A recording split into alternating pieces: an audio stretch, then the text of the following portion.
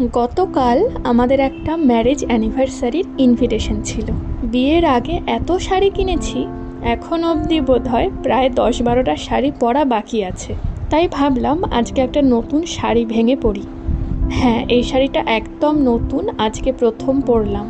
প্রথমে দেখছিলাম শাড়ির আঁচলটা অনেকটা বড় দিয়ে ফেলেছিলাম আমি, পরে অবশ্য চেঞ্জ করে নিয়েছিলাম। পরার আগে মনে হচ্ছিল শাড়িটা বোধহয় খুব ক্যাট করবে, কিন্তু পরার পর একদমই নর্মাল লাগছিল। জানি না ক্যামেরাতে কেমন লাগছে। শাড়িটা কিন্তু ডুয়েল টোনের ওপর ছিল, পিচ কালারের সাথে হালকা রানী কালারের ডুয়েল টোন ছিল, খুবই মিষ্টি কালার। ঠিক আছে তো, চলো।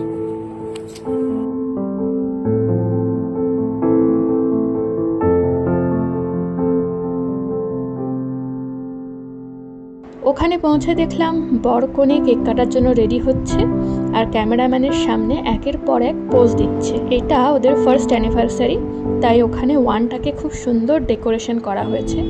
তাছাড়া পেছনের ডেকোরেশনটাও কিন্তু খুব সুন্দর ছিল, ভীষণ ক্লাসি, আর কালার কম্বিনেশনটাও দারুণ ছিল। গত বছর ওদের রিসেপশনেও আমরা গেছিলাম। সরস্বতী পুজোর দিন ওদের রিসেপশন ছিল। সকাল থেকে পুজোর কাজ করে আর এনার্জি হয়ে ওঠেনি ভিডিও করার।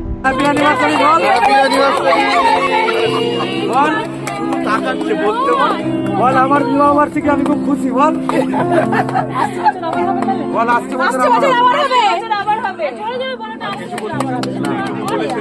মাসি স্পন্সর করবে।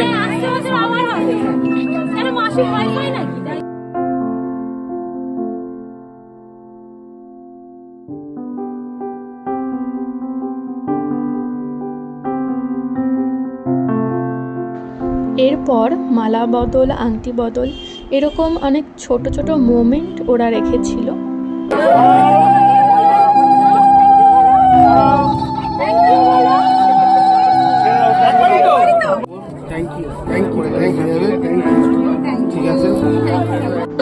আর আজকে আমার হঠাৎ করে পাপড়ি চাট খেতে খুব ইচ্ছা করছিল, যেটা আমার জীবনে কোনোদিনও ইচ্ছা করে না খেতে। তাই চলে গেলাম ঠাকুরপুকুরের সেই পুরনো পাপড়ি চাটওয়ালার কাছে, যেখানে আমরা বিয়ের আগে বেশ কয়েকবার এসে খেয়েছিলাম পাপড়ি চাট।